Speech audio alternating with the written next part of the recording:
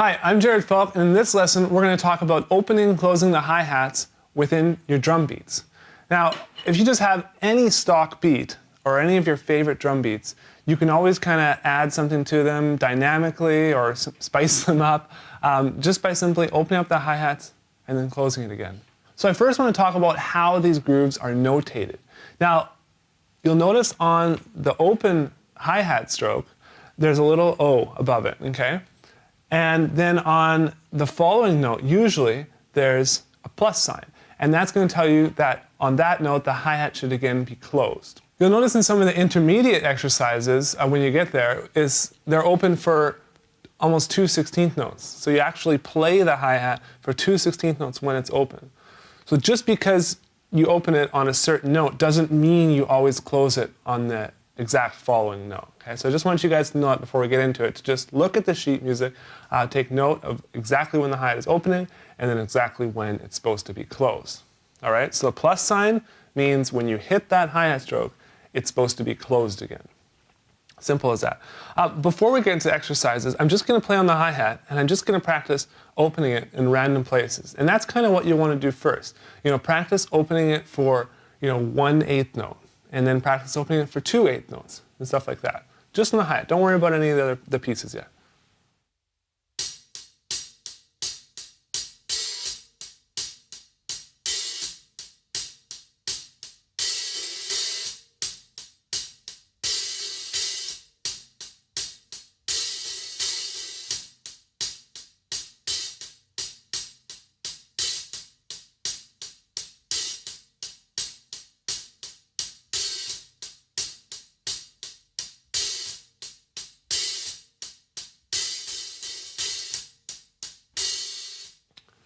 All right, so when I do the open stroke, generally I will accent, okay? And I accent by using the shoulder of the stick on the edge of the hi-hat. You can also consider, hitting the bell on the open. You can consider just hitting the top. It all depends on what sound you're looking for. How much of an accent are you looking for? And so it's totally up to you what you want to do based on the style of music you're playing and what actually fits with what you're playing. With that said, let's jump in to the first exercise. We basically have an open hi-hat stroke on the and of 4, and then again, it's closed on count 1.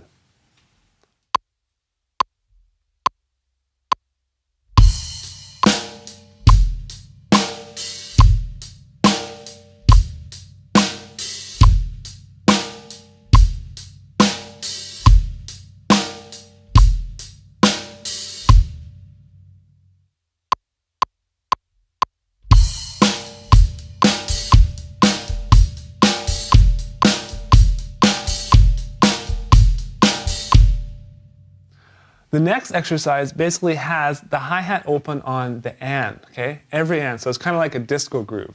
I don't know if you guys listen to ABBA or not, but there's a lot of ABBA songs that use this groove.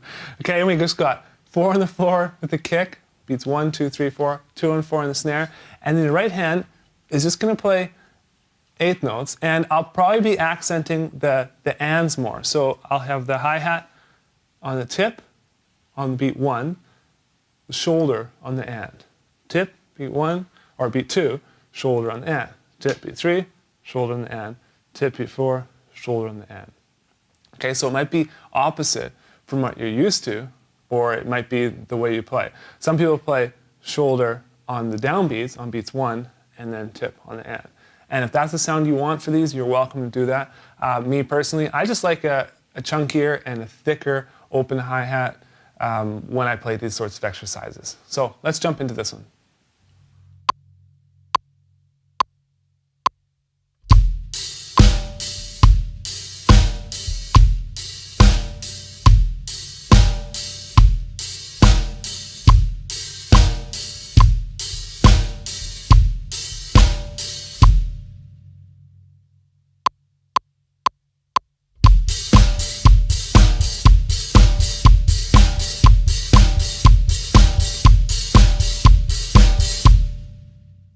All right, so sometimes when I'm playing that groove, I'll actually just remove the notes on the downbeat. So on beat 1, 2, 3, 4, just remove them, and I'll just play the offbeats. especially if I'm looking for something like really heavy. If you guys listen to any of like the kind of Brit rock, the Franz Ferdinand and stuff like that, there's a lot of that in there.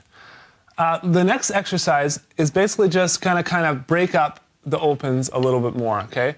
And like I said in the first exercise, it's not something you necessarily want to play every single bar in a song unless it fits. But I'm going to demonstrate it that way for you. But then when you're practicing it, I kind of recommend that you just play the group and then throw this in as kind of a small little fill, a pickup fill to the following phrase or something like that. So let me demonstrate this one for you slowly.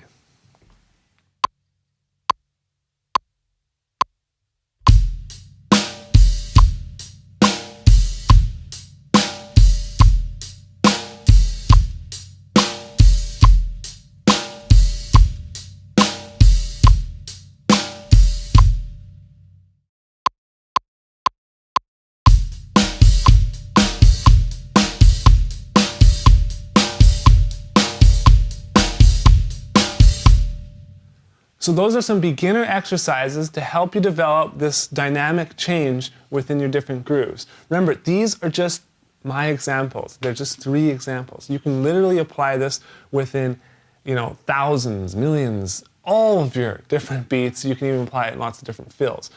It's just designed to get your hi-hat foot getting used to going open and close, and especially with on certain counts as they're written on the sheet music. So I hope you understand that. I hope to see you guys in the intermediate lesson where we talk more about opening and closing the hi-hat within your grooves. I'll see you guys there.